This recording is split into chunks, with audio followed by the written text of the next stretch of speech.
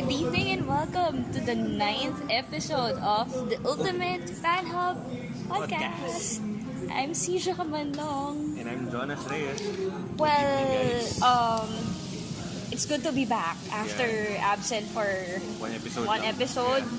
Kaso may absent din kami tonight. Yeah. Wala si Jordan. Get well soon, Jordan. Yeah, for the second straight episode, you'll be hearing just two voices. Yeah. Ngayong gabi. Hopefully, in episode 10, makompleto na uli kaming tatlo. Oo nga. And you know what? Jordan was looking forward to this episode. Yeah.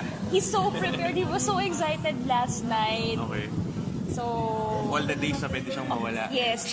We actually thought it's an April Fool's joke, but it's apparently true. Yeah, but the show must go on. Yes. The podcast must go on. Okay, that being said, without further ado, I am introducing our episode 9 guest. Yun. Football player, Okay. football anchor, and grabe ang ganda nito, friend. Na-insecure ako. Sayang ka, Jordan. Should have been here. And Jordan's athlete crush, Crush. Natasha Alquiros!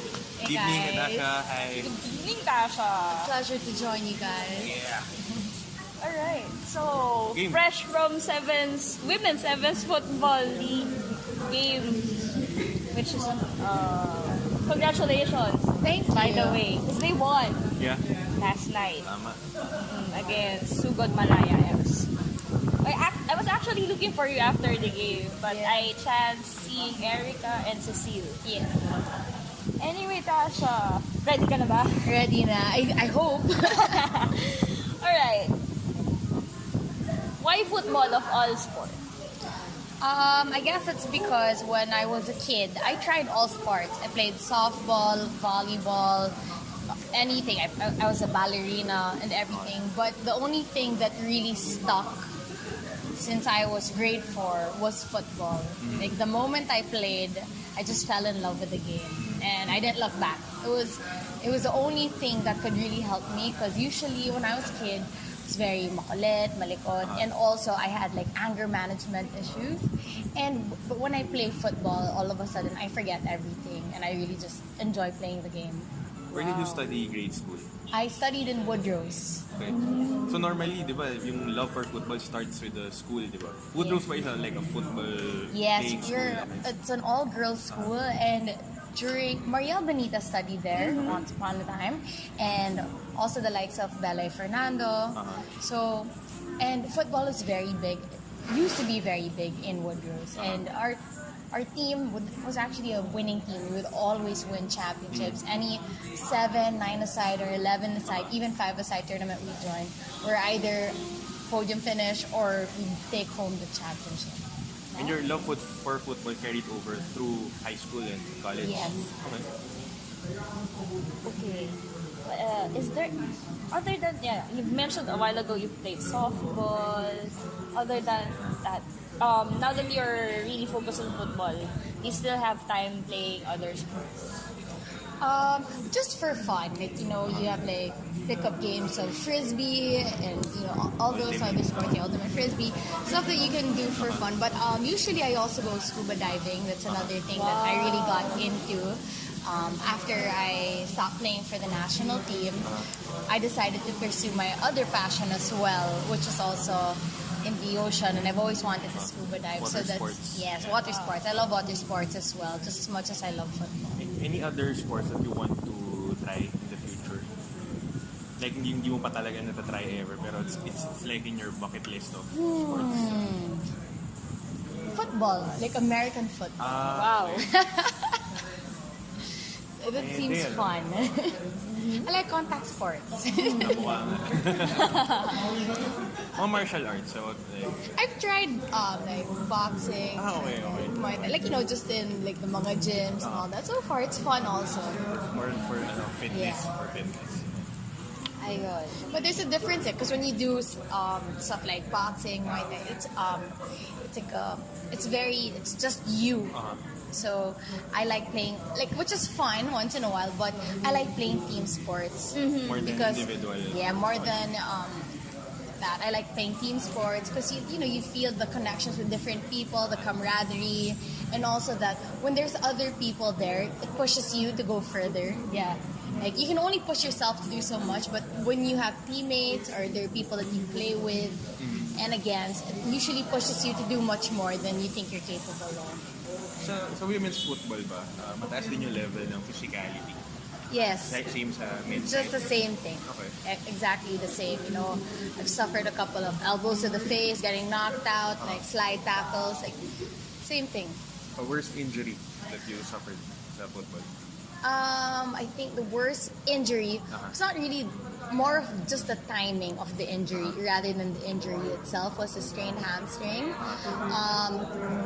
Like a month right before, or like 3 weeks right before a tournament, before a national team tournament. So I got well just in time, but at the same time, yun nga, just in time. So, you know, that's like the stuff that really tests you mentally. Because when you get injured, that's really part of the game.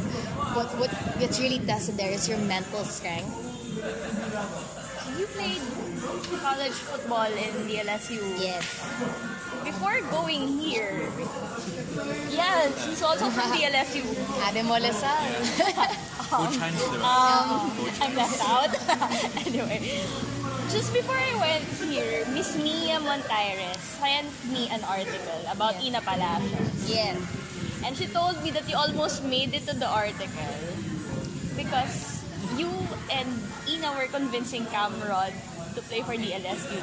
Yeah. Can you walk us through your experience with Coach Hans being a player in DLSU? Well, I was in. One of the reasons why I went to LaSalle also for college was because when I was in high school, I was already playing for the national team. So during my last tournament for the national team, while I was still in high school, that was that 1 year that Coach Hans was also the coach. So during which I got to know him, and he offered me a full scholarship, and then I got to know also the assistant coaches, Coach Philip Tinglasan and all that. And so I already felt the, you know, like how serious they are about football, because I'm serious about football, and I want to, you know, go to a school that will also take the sport seriously. So that's how it started. So when I was already gonna choose where I was gonna go to college, I really decided to go to LaSalle because I knew that they were serious about football and they're competitive in a sense that they want to win championships. And for me as a player, I'm very competitive. Were there other schools who were trying to recruit you? Yes, Yeah. I was also recruited by UP and Ateneo, offering the same thing.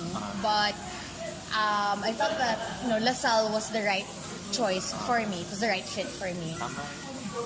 Di ba, on the surface, people see Coach Hans as, di ba, always berating the players, shouting at the referees, di ba, on the sidelines. Pero what's with Coach Hans na we don't see in the field? Or what we don't, ano yung Coach Hans behind the scenes? Well, for me, the thing is that it's a tough love. Okay. That's the type, you know, like and for me, that's very fitting. It works very well for girls and women in sports, especially because you don't want to be babied. Well, for me personally, I don't want to be babied. I want someone who's going to push me, who's going to make me want to be better in the game, who's going to call me out, who's going to help me, who's going to challenge me on the field to do better. And, you know, that's what Coach Hans does. It's, you know, his method may be unorthodox, but for me, it's effective in a sense that it worked for us while we were studying there. It really pushed us to be better. Is there a difference ba? The way he handles di ba, simultaneously Coach Hans handles the men's and the women's teams, di ba? Is there a difference in the way he handles male and female football players? Well, during my time, not that I know of, it was the same, but the thing is that it was more effective for the women than it was for the men, especially because since he was coaching simultaneous, us girls would have practice games against Team B of the men's team, and like the Team B and Team C, because that's how many men football players, like that's how many players there were at that time. There's a big pool, and because of that, it was effective for us because we were going against boys, and when we went against them, of course, you'd have to push yourself a bit more. And so I think that in a sense that it was more effective for the women because we ended up winning championships. So you've won championship with the Silent. How was it? I guess it's an undescribable feeling because when you go to college and when you play, well, for me, in my case, when I went to LaSalle, was that more than finding teammates and winning a championship, you're doing it with your friends. So these are all like people that you grew up with or people that you met in college, and you form a bond, a really strong bond that lasted after all the years of playing. But the thing is that, so you're winning, so you're playing the best time of your life of football because you're in college. Of course, college is fun. So you're having the most fun with your friends, and you all get to share that moment of winning a championship. Who were the tough opponents back then? The women. For us, it was always FEU and UST. So it would either be and during those UAP years, it would the trophy would transfer from FEU to UST to LaSalle, then FEU, nag-rotate. What was your course in college? AB Psych. So, syempre being a student athlete, diba? Yes. Usual question, how did you balance sports and academics? Actually, that was really hard, especially when I was in high school playing for the national team, because our training before would be 6 to 8 a.m. 6 to 8 a.m. in Ultra, and I would study in Alabang, in Woodrose. And then 6 to 8 p.m. again at night in Ultra, and that was every day. So my life was eat, sleep, football. Literally eat, sleep, school, football. So I would miss my morning classes. When I was in high school, I would miss my morning classes, train, and then go back to school.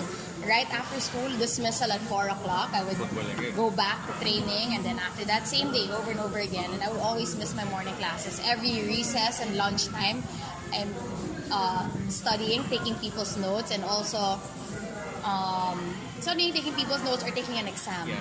And so I already felt that when I was in high school, I missed more than a total of 40 days of school. So for anyone in high school, that's like for your fourth year high school, that's a lot. When I went to college, it was a bit harder because the teachers aren't as considerate as they are in high school. I remember one time I came from a tournament, national team. I joined U19, and then I went straight to national team because I was still eligible to play for U19. Then after that, I went to a tournament straight after for national team. And then when I came back, I had a class, and then I said, okay, girls, we have an exam, quiz. And I said, oh, miss, I was gone. I've been out for 2 weeks. And she said, but you're here now. So, they're not as considerate. Not all teachers, but some, But at the same time, it just makes you realize you really just have to really learn how to balance everything. And it's really about time management and prioritizing what's important to you. Because if you know what's important to you, you'll know that, number one, if football's important to you, of course you'll prioritize it. But at the second time, you have to remember that college, passing school will be the only way to play. So then you'll prioritize your studies because you know that if you do well in school, then you can play. So it's about time management and knowing what's important to you. Because if you want something, you'll really find a way to make it work. And there were times, that you have national team training and then college training. Like same like what the other girls go through, like Ina Palacios. You have national team training, you have UAP training, and then you have your classes. So it's really about time management and really deciding if it's important for you. Because if it's important for you, you'll find a way to make it work. If it's not important, you'll find an excuse. Now let's talk about your national team, Jordan. You've mentioned earlier that since high school, you're a member of the national team, and then up until college. So, what's your best memory being a national team? I think that my favorite memory for the national team was in 2012 or 2013, the World Cup qualifiers then, was because we were underdogs in that qualifier in Bangladesh. We had a really tough time because at that time, like, half of us were also going through food poisoning and everything because the water there, like, it's not really super safe. The water, like, and we would accidentally drink from, like, tap water and all that. And at the same time, we weren't allowed to leave the hotel where we were. It wasn't very safe at that time to leave. But despite all the struggles that we went through, we beat Iran. Wow. And then we beat Bangladesh as well. We lost to Thailand by 1 point. So we missed the World Cup qualifier by 1 point. And I think that's why it was also my favorite memory, because it had, for me, our best win. Because you beat a high-ranking team like Iran. Like, the Philippines beats a high-ranking team like Iran. And at the same time, I also got that biggest heart loss against Thailand. So for me, it was a mix of all emotions. But I think that was the best tournament because it was the first step that showed the potential of women's football, of how far we can go. If we had, even longer preparation, if everything was, much more continuous, it was a learning step. It was like people all of a sudden, we were put on a spotlight. That they realized, the women's team, like, they're doing well. So I think that was my favorite tournament. Yung current landscape of women's football in the region, ano yung mga powerhouse teams yan? Well, in Southeast Asia, of course, you have Vietnam and Thailand. They have, I'd say, the most progressive programs. Vietnam, Thailand, and Myanmar. For their women's football team is actually very strong. Okay. So now, I've mentioned earlier that she's fresh from Seven's football victory. Now let's talk about Stallion-Hiraya FC. Yes. Okay. You guys are part of the inaugural Women's Sevens football league. Paano nabuo yung team? The team started off as, actually, the story behind that, even before, was that as I played, as I was talking about, it all has to do as well with the national team. So you have girls who are playing in the national team. While you're in college, it's easy to play for the national team. You're fit, you're in shape, you don't have to pay for anything and all that. But then after college, what happens? What happens to you? When you get called up by the national team, you're training literally a month before the tournament. How do you stay in shape before that? How do you want to give girls a venue to play, an avenue where they can continuously play, even if they're not in college anymore. And having women's clubs, and that's really why women's clubs such as Hiraya started up. The ones who started that we were just talking about it, was Haya Ibarra, Philip Dinglasan, myself, sila Alice Dilapani. We were just talking about wanting to put up a club and all that. It's just giving a venue for where girls can continuously play even after college. Because your peak is not your college years. Your peak is at around 25, 26, 27. That's your peak years, usually, when you're playing. And if you don't have a venue to play, then how can you reach your full potential? And also just other girls who just enjoy the game, because everyone plays for a different reason. Others do it to stay in shape, others because they want to get noticed by the national team, others just because it's fun. And that's what Hiraya is there for. It's a pool of girls who want to play. And so it started like a couple of years back. So most of the other girls, they're working? Or? Yes, all the players now in Hiraya, Stallion-Hiraya, are playing. Either there's a couple of girls who played for UP, who are about to graduate, and usually working girls. Like, we all have day jobs. Wow. So how do you find a common time to train? Because you have to We practice, usually train Mondays and Wednesdays in Blue Pitch, 8 to 10 p.m. There's open play there. But we get to play there for free, the girls, and that's where we train. So we have a girls team, so we'll be going against the boys. We go against all the boys teams, 7 aside, 8 aside, but we'll have our girls team, and we go against them. So it's beneficial for us because we go against players who are faster, who are stronger, and so that increases our football level, or of how we train. The intensity becomes better. your thoughts about having a women's division in sevens football? Well, I think of course it's a great idea. Like Anton put up something that's very great. It started out with just the men's, and then he made it the youth, and then now he added the women's. And it's nice because you have the big picture. You see the whole picture of everything. And as I was saying earlier, it's a venue for women to play. Yeah. And a lot of the teams actually that are playing in the Sevens League, 2 or 3 I actually never heard of myself until I started playing. And then from there, I see the girls, these young girls, and then as a former like national team player, you can also scout potential. Yes. So you see a couple of the girls who are young, girls who are their 20s and then also at their 30s. But for the young girls, is you get to scout their potential, and from that, you can invite them for tryouts for the U15 national team, U17 national team. It's also a scouting ground for, let's say, for girls who want to play football in college and all that, who want to get scholarships. So every time that there's a venue where women can play, and it's very rare. There's not a lot of women's football tournaments. Yes. So I think that it's such a great initiative that Anton decided to add the Sevens women's football tournament, because it adds an area where girls can play, where they can show their skill, and where they can just play the game that they love, whether it's for fun or for a higher purpose. How do you find the game so far? By every Sunday, Yeah, How do you so find far, the games? I've enjoyed it because it's long. It's like 20 minutes per half. So the intensity is high.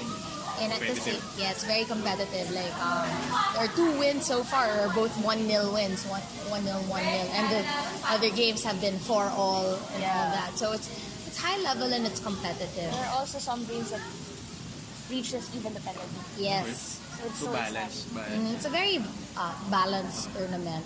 Kaya nga sabi sa'yo, pupunta ka ng sevens football. Makita mo naman sila maglaro. Marami tayong event, even Sunday. Anyway, not known to many. Before she went back playing sevens football in women's sevens football, Tasha is working for a football team. Yes. I remember there was this press conference for Copa Polino Alcantara of the Philippines Football League. Then now Philippine Premier League soon to happen. Sayang nag-postpone last Saturday. But anyway, I remember the press conference. I was sitting beside you, pero nahihiya ako i-approach ka. And anyway, she worked for Stallion. Yes.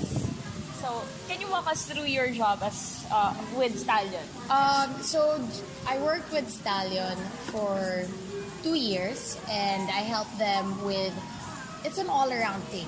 So I helped them with players, with the contracts, of course, and then stuff with the organization of the club, because usually we don't have a lot of funds, like compared to, Ceres, the likes of Ceres and Cayo. So we didn't have a lot of funds. So we had to be smart with our money and do multiple positions at the same time. So at the time, our main core was Sam Nieras, myself, and Arturo Enriquez. And during home games, you'd have to fix up Binyan to make sure that it's capable, that they would allow us to use it during the games. All around, for logistics, sponsorship. Yeah. And also during the games, I would be the voice during the games as well. Since I do that as well on the side, I also did that for the Stallion games.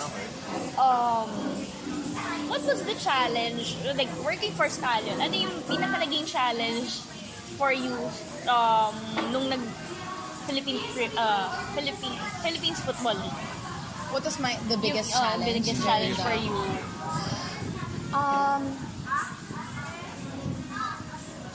I guess for me, the biggest challenge that I had was when I got fined. I actually got fined for saying something while I was in the bleachers that the match heard, and I felt that it was very shallow. It's a very shallow thing. I've heard so many more coaches and people have said so much more worse things. And then and all the whole league and the whole tournament, I am the only person that gets fined for something like that. And I said, "Are you threatened?" It's because you're hearing it from a girl. That all of a sudden... Or you got singled out Yeah. for that. You'd feel that way because you've heard so many things from so many other people, and then you're the only one that gets fined. It's like, oh, interesting. The other coaches have thrown tantrums, have called out the league and referees, even in the press cons and all that.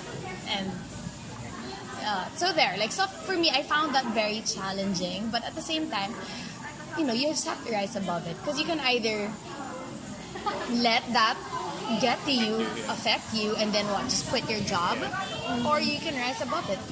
Yeah. That's what I decided to do, because at the end of the day, not everyone's always going to be happy for you, or not everyone will have your best intention at heart, and you have to be okay with that. Yeah. So that's a football overdose from Yes. Alquiros. We'll pause for a while, and when we come back, pag-usapan naman natin yung other side of Tasha Alquiros. So just stay tuned.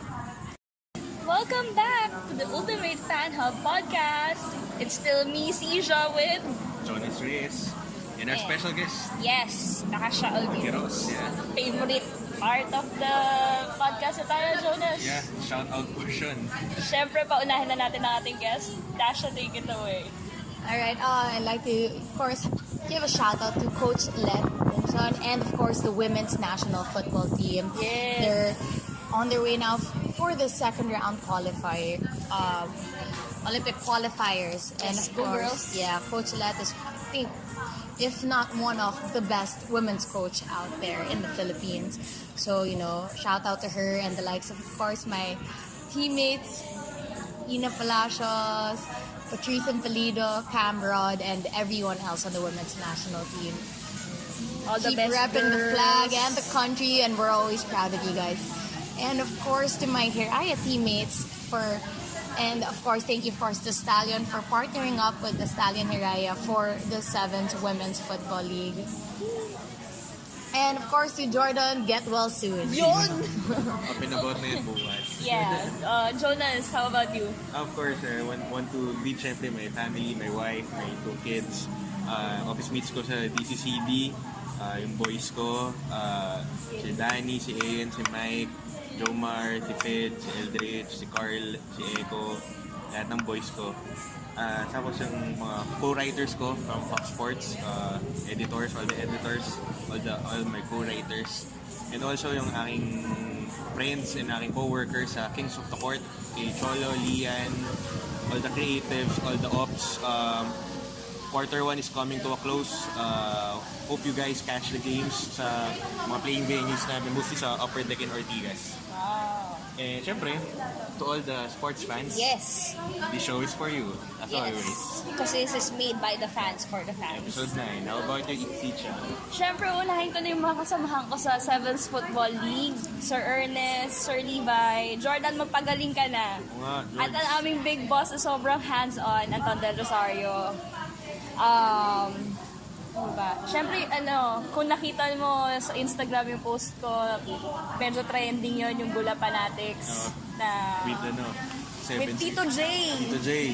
Tito Yeah. mo football vlogger. Also, sa editor ko sa Dugout Philippines, Sir Ivan, Ivan. hi! And ang aking mga fellow Letronites who are tirelessly working para ma-ensure na okay, ipopromote ko na din yung Despedida de Arriba on April 6th. I-demolish na kasi yung Letran Gym to give way for the Quadricentennial Hall of Colegio de San Juan de Letran. It's it's not a free for all. It's an event, a farewell concert back to back, which starts at 4:20 p.m. Yung 4:20 p.m. concert would have this band and Itchy Worms playing for the millennials. Ticket costs 400 pesos. Whether you are a Letranite, Lasallian, Atenean, you are free to go and watch the concert. And then at 8:20 p.m., Kyla, Spirit of 67, and Steven Pesu performs for a not so millennial crowd. So, ticket price for the 8:20 p.m. concert is at 2,020 pesos. You can get the tickets at Ticket to Me. Yun. The essence lang, why is it 420 and 820? Pag kinonvert mo kasi sa military time, it's 1620 and 2020. Letran was founded 1620 and next year, 2020 is our quadricentennial. Diba? Ang witty nila, no? Smart way of So yeah, so please, for my fellow Letranites, let's have one last memory with our beloved Blessed Antonio Varona Gymnasium before it's going to be taken down. And doon sa mga oo nga eh. Tsaka sa mga non-Letranites, be part of our story. Join us in celebrating a legacy of Letran. It's also, the concerts are also a way to kick off our countdown for our quadricentennial celebration next year. So there's going to be a lot more to work on. So yun lang, masyado na ako maraming na kwento. I'm just promoting it, syempre, for the love of your alma mater. Anyway, let's go back. Tasha's not just a player. Yeah? We see her sa UAAP as anchor. And kung subscriber kayo ng Signal TV, makikita mo rin siya doon. Tasha, how did you end up in broadcast media? It actually all started, I think, back in 2012 or 2013. And I was just watching Stallion play. I was watching Stallion play. My brother plays there. So I was watching a game. And I'm one of those very passionate fans who like, I'm a heckler.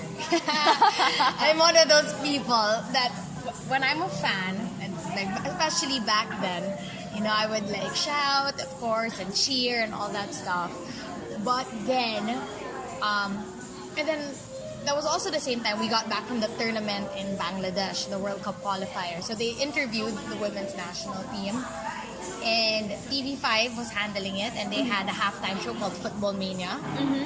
And from there, they interviewed me, and then they wanted to do a siblings in football. So they did my brother Nathan and they did a siblings of football feature way back when. And then after that, makwento ko, I talk a lot. So they decided, do you want to try working? It all started like that. He said, do you want to try working? I was like, where? Here in Football Mania. I was like, really? And they're like, yeah.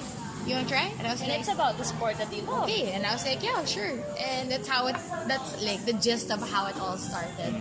So I did Football Mania first. So I was the halftime show with John Ignacio way back in 2013, 2014. We did like the pre-game and halftime show for TV5 when it was the UFL days. Yes. Those were the UFL days. And then after a year and a half of doing that, I guested for game day weekend in football for ABS-CBN. Game day with Boom. Yeah, game day weekend with Boom and Gretchen. Yes, yeah. So I guested for that, and all of a sudden, I did the futsal. I taught them how to play futsal. So yun eh. Again, nakita nila, medyo talkative ako. And I'm when I really talk about football, that's really my passion. You can see it in my eyes. You can see it in the way I talk that I love football. And I guess from there, they just, the direct there decided, hey Tash, same thing. Just like, you want to try commentating for football. And ever since I was doing Football Mania, that was always my dream. I would see sila Jingham lang doing it. Mariel Benitez. Yeah, Jingham lang sila, sa Delph also. And they were all doing it. And I always said that I've always wanted to do that. But it's not a dream that you say out loud. You just think it na, oh, it would be super fun to do that. And so I saw that as my opportunity to start. And so that's how I started. I did it with UAP.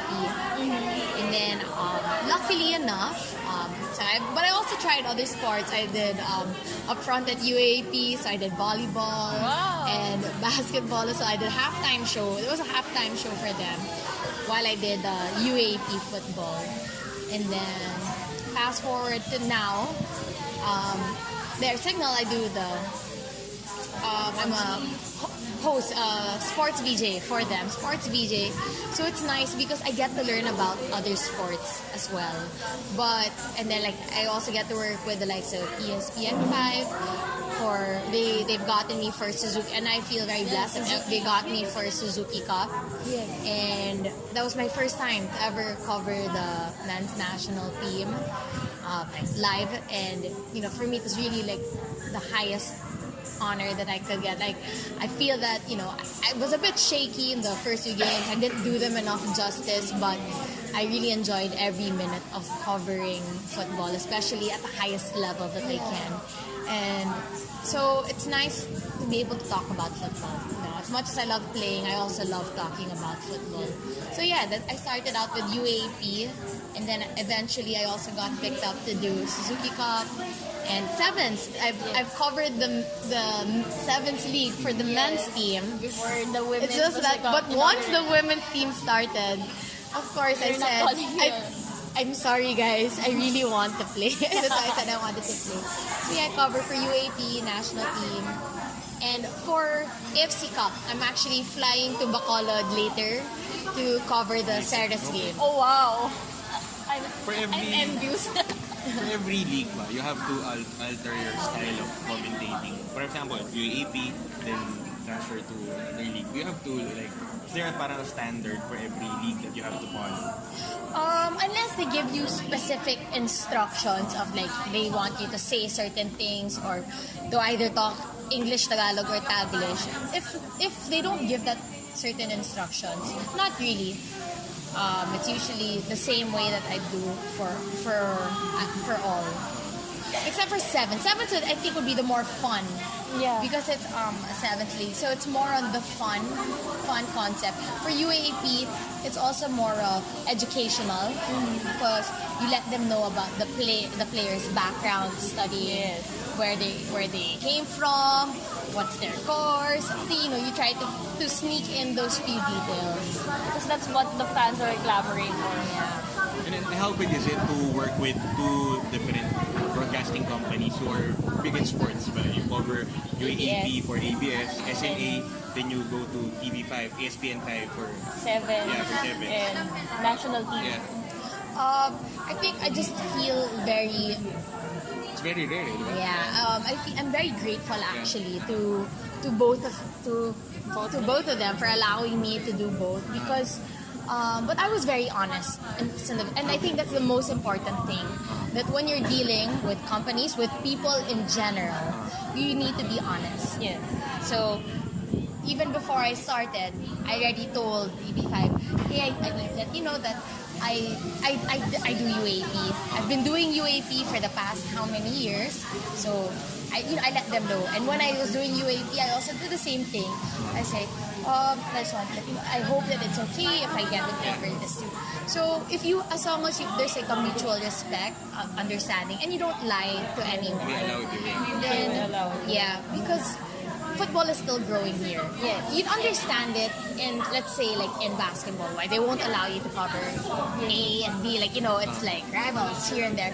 But football is still a growing sport. We still don't cover enough games for there to be a rivalry. So, for everything. That as much as possible, you want people to cover as much football as possible. Who do you consider as your broadcasting mentor? My broadcasting mentor. Yeah, so when a broadcaster who you look up to.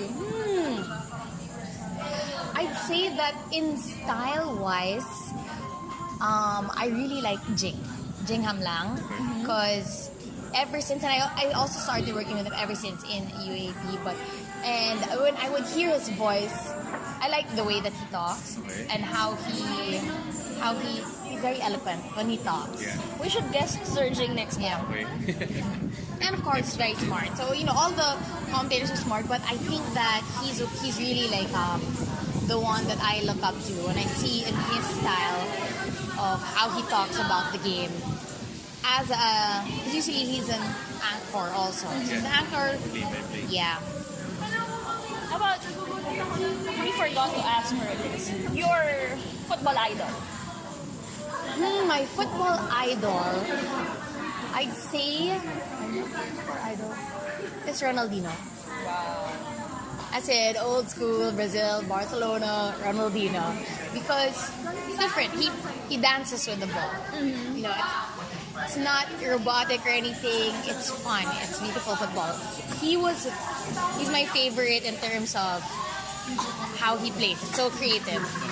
But in terms of my other favorite now is Kante. N'Golo Kante, because of he does the dirty work, you know. He makes that defensive mid position that's very underrated.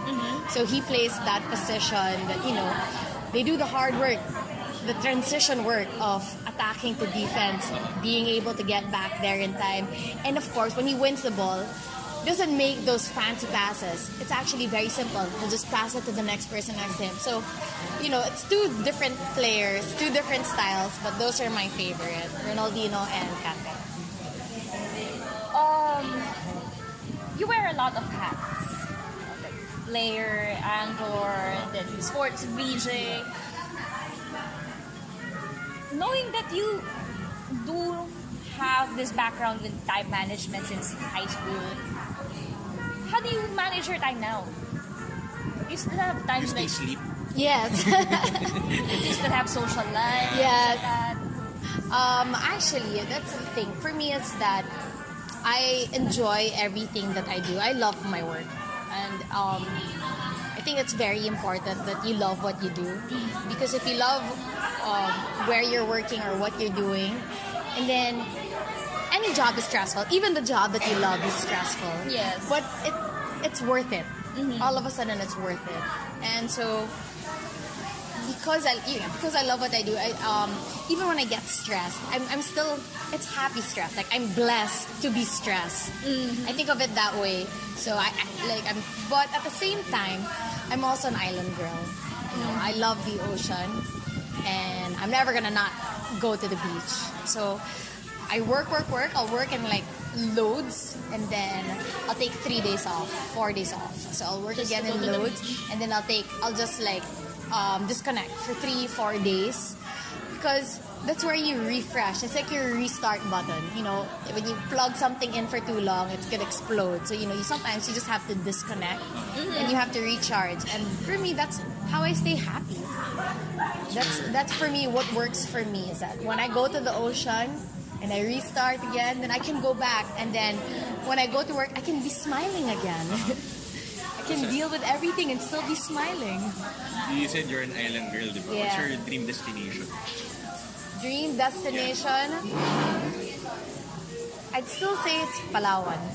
I've been there a couple of times, but I'd go back again to Palawan. It's one of my favorites.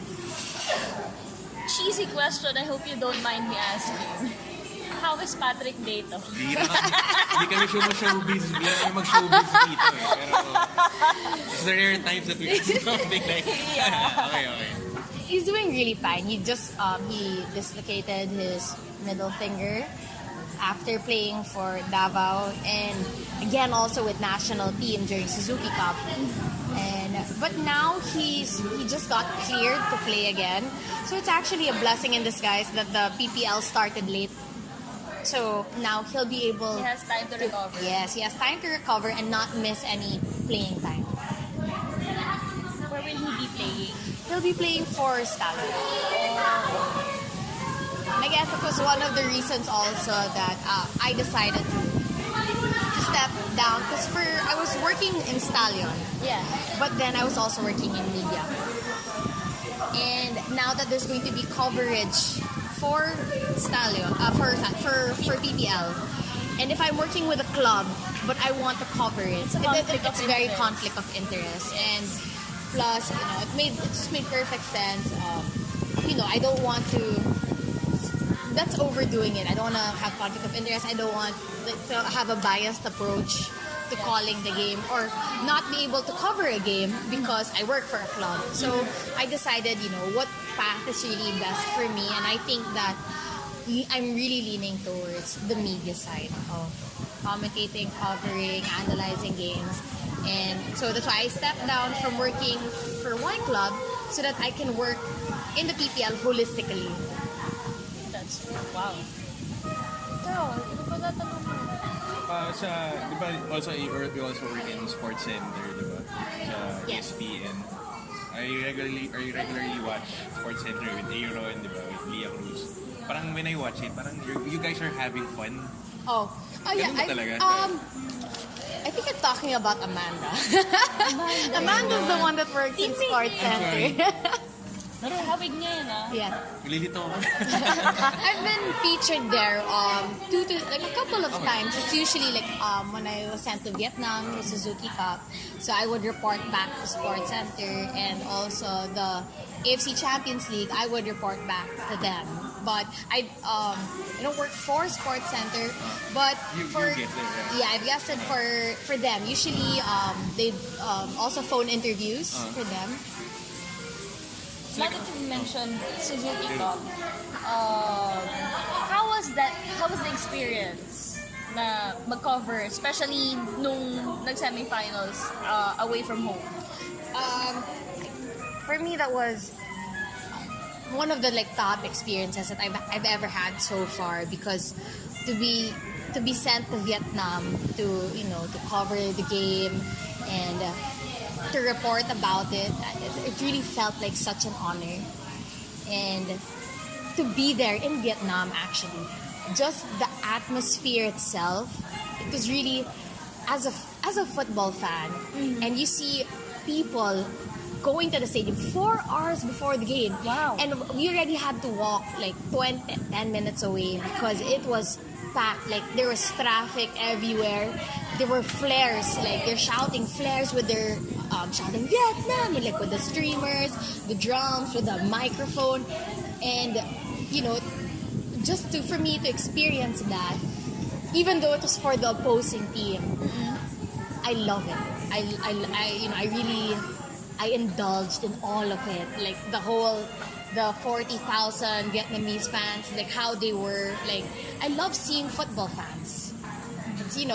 And how there's paintings on their stomachs of their coach, they have paintings of their players, Wow. and their face paints and everything. Imagine just literally a sea of red. So even if it was an outsider's perspective, I appreciated it.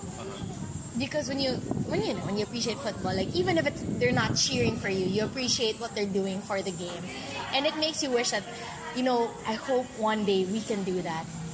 Like we can fill up a stadium again, like how we used to, and fill it up even more, and be able to do what they're doing. And so for me, it was very eye-opening. I enjoyed being there in that atmosphere. I think we've asked this to Sir Bob Guerrero before, pero let's be specific. What's your outlook on women's football in the country? Well, for me, women's football in the country, number one, we have high chances. In terms of rankings, we're ranked higher than the men's. But I think that, both can succeed equally. We don't have to choose just one to succeed. Both can succeed. But I think that there's high potential in women's football, in developing women football players, and in scouting talent. If we have programs, more organized programs, making sure that these players get proper housing, that they get allowance, that they're training consistently, even if there's no tournament. That's, I think, the main problem is that as the other countries like Thailand, Vietnam, as they continue to progress and develop, we're using the same methods that we were using 5 years ago, 10 years ago. So we're gonna get left behind. And if we want to improve in women's football, we need to put our money where our mouth is. Yes. We need to build better programs. We have to have more organized developments. We need to have training grounds where the girls can play. Even just having more consistent tournaments where women can succeed, can play consistent football. Because if you don't invest in it in the long run, we can't expect to have the same results as Vietnam, Thailand, the likes of them who are investing so much in their programs. So we can't just always do that.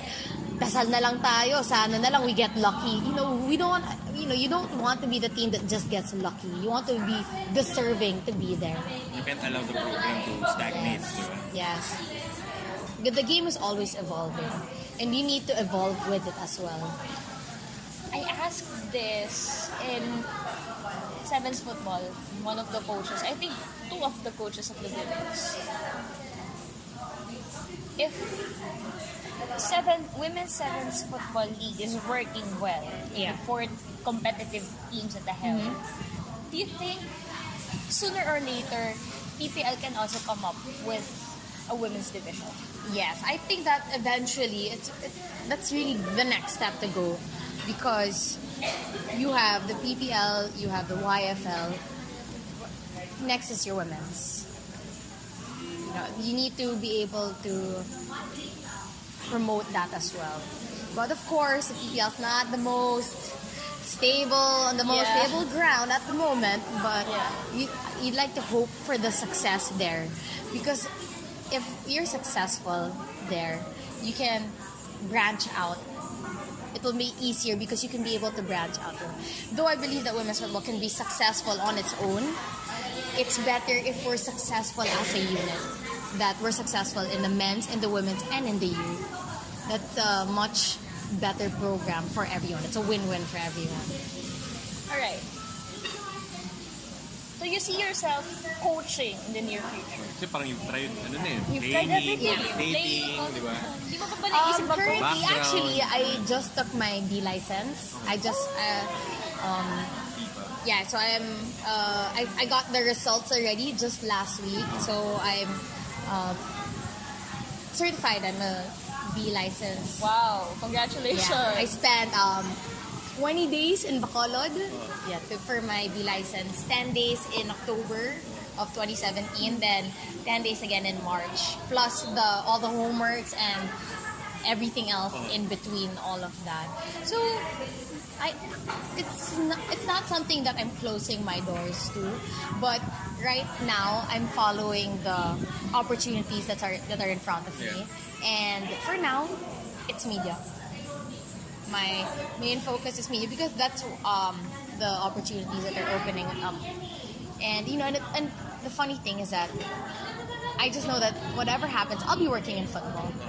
Like, that's my passion. And when all of a sudden, I used to just play football, and football has given me so much in return. It gave me a scholarship. It gave me a means for living and all that. It gave me so many job opportunities. It has opened so many doors for me.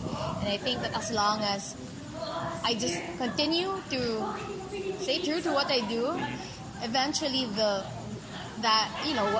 what will open will open. What will stay will go. But I'm not very worried. I know that I'll be working in football on the long run. If given a chance, at what level do you want to coach? Elementary, high school, college, semi-pro? Level?